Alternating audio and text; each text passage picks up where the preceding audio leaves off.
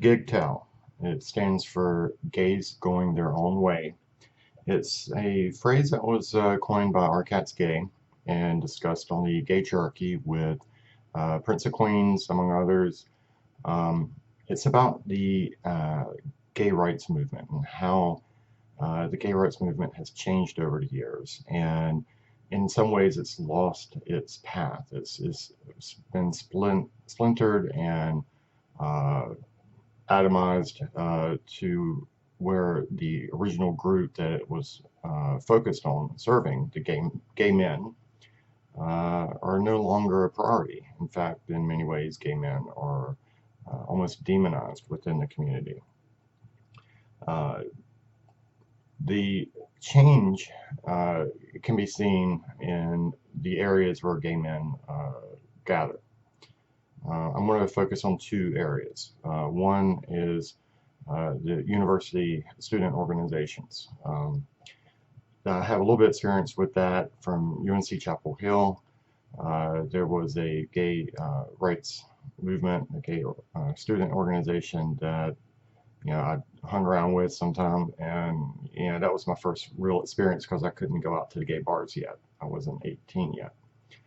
Um, Back in 1974, the UNC Chapel Hill organization CGA, Carolina Gay Association, was formed. That was a good name apparently for 10 years, but then in 1984, one lesbian complained saying that the name, quote, excluded women in the minds of the community, unquote. So they changed the name to Carolina Gay and Lesbian Association, even though lesbians are simply gay women. The name gay served them perfectly well. But this is a thing that we're going to see quite a bit. Unless you specifically call them out, then they're felt excluded. We see this with names as well as with the gay pride flag, adding a brown and black stripe. Even though none of the stripes represent race, it had to be added in order for some people to feel like they were included. I think that's bogus, but that's how some people, feel. CGLA was changed in '92 to Be Glad. That would include bisexuals, gays, lesbians, and allies for diversity. So again, we're starting to get in an alphabet soup. But then it changed in '98 to QNC, Queer Network for Change, and then 4 years later, in 2002, to GBLTSA, Gay, Bisexual, Lesbian, Transgender, and Straight Alliance. So now it's even including straights. One of the big reasons of having an organization such as this, especially when you're a very small minority. Keep in mind, gays are about 2 to 3% of the population. Unlike pretty much any other minority out there, racial, religious, whatnot, there is no majority gay area other than gay bars, essentially, or these student organizations like the office of the student organization or the LGBT Center office, and even then, not always. There is no majority gay continent, country, or even town. San Francisco, Wilton Manors, Provincetown, all of these towns that are considered, gay are still by far majority straight. So the only place where we can be a majority is the gay bar, essentially. And you kind of see with these student organizations what they are trying to do. They keep on tagging more and more initials on, more and more groups. And the whole idea is, well, let's be super inclusive. And while it's a noble idea, in practice, when you're a small minority, if you open your tent up to everybody and everybody comes in, you're a small minority again. It defeats the whole point of having the organization. Now, on gay bars have been declining everywhere over the past couple of years. Raleigh, back in the early '90s, when I was going clubbing, it had less than half the current population and twice as many gay bars. Right now, we have really two, and one of them is pretty much overrun with straight women many nights.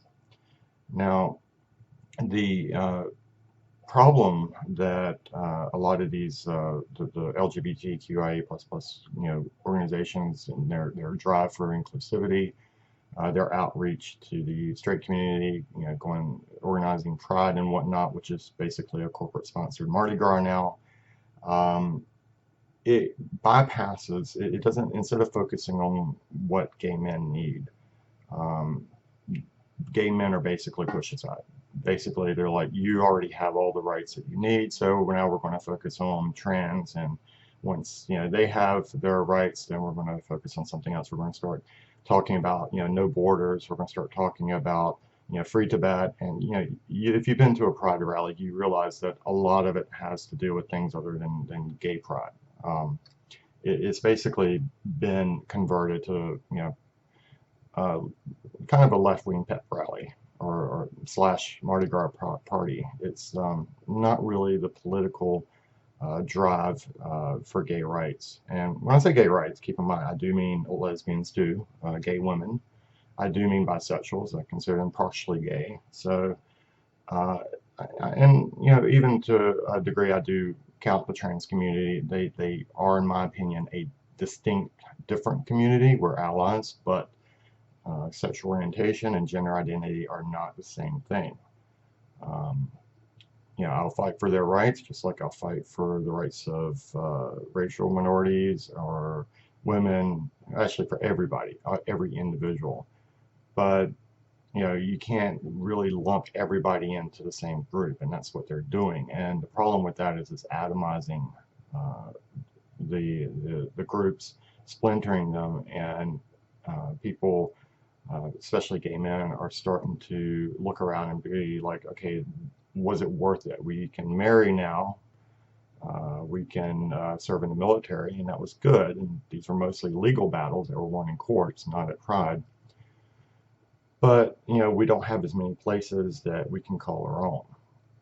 Um, you also get told as a gay man, for example, uh, if you're, some people have told gay men, if you don't want to date, if you're not willing to date a trans man, meaning someone born female with female genitalia who transitions to a man, then you're transphobic.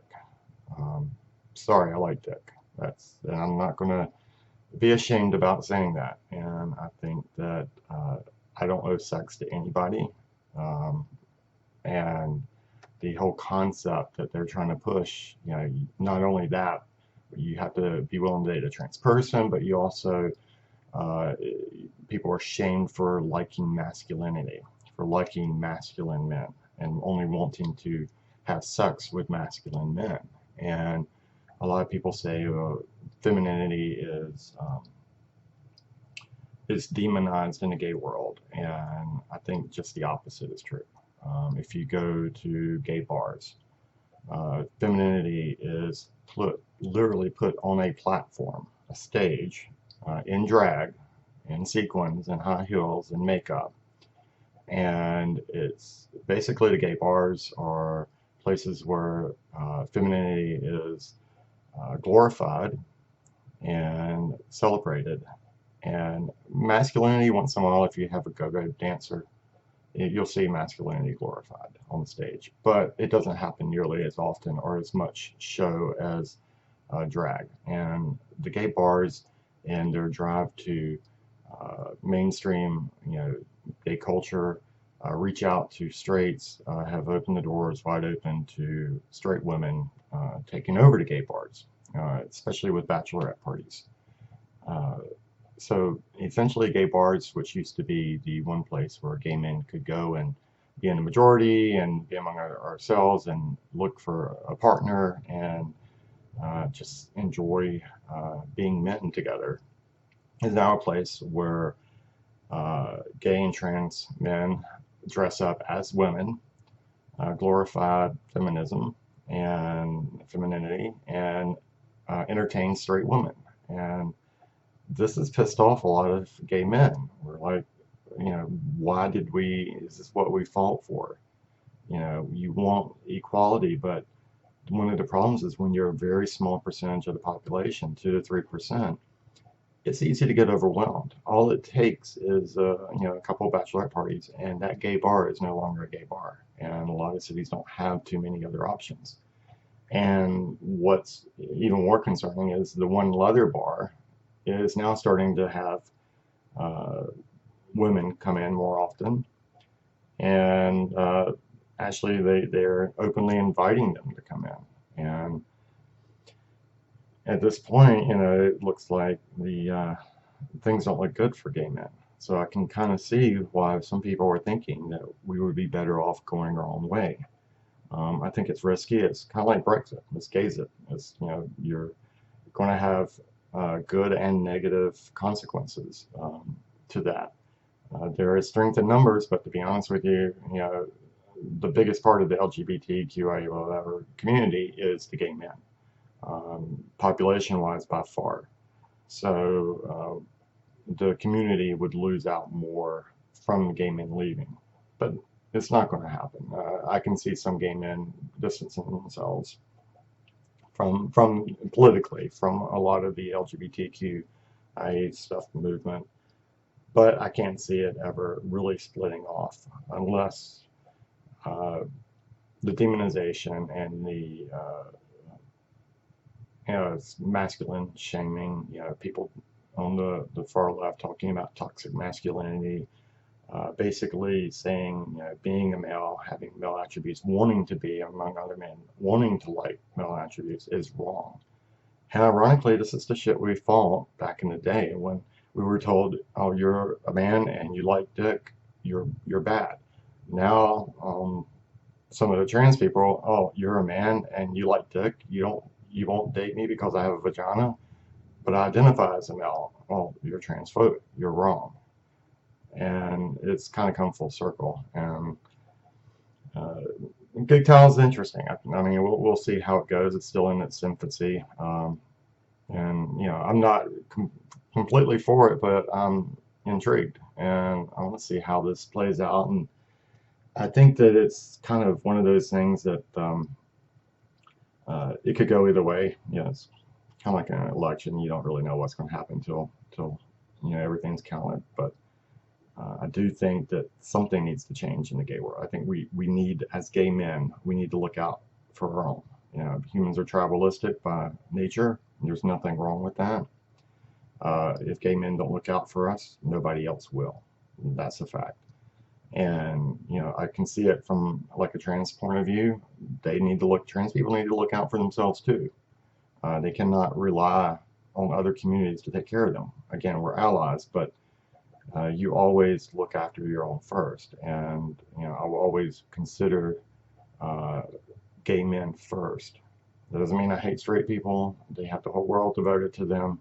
I don't even hate straight women, except for when they hoard into gay bars. Again, we don't have many places, and they have the entire world literally designed for them. So just give us a little bit of room. Like I said, there's a price to pay when you're a very small minority, and it's good sometimes to not be a small minority in certain situations, in certain locations. And hoping to participate in the Ggtow podcast or discussions on Friday nights, and hopefully it'll be kind of interesting and fun, and we'll have more people, and we can get some lively debate and see where we want to go with this. See if it goes anywhere, or if it just becomes like basically a mental gymnastic debate. But yeah, that's Ggtow, and again, gays going their own way. Thanks to Our Cat's Gay for coming up with that, and Prince of Queens for telling me about it.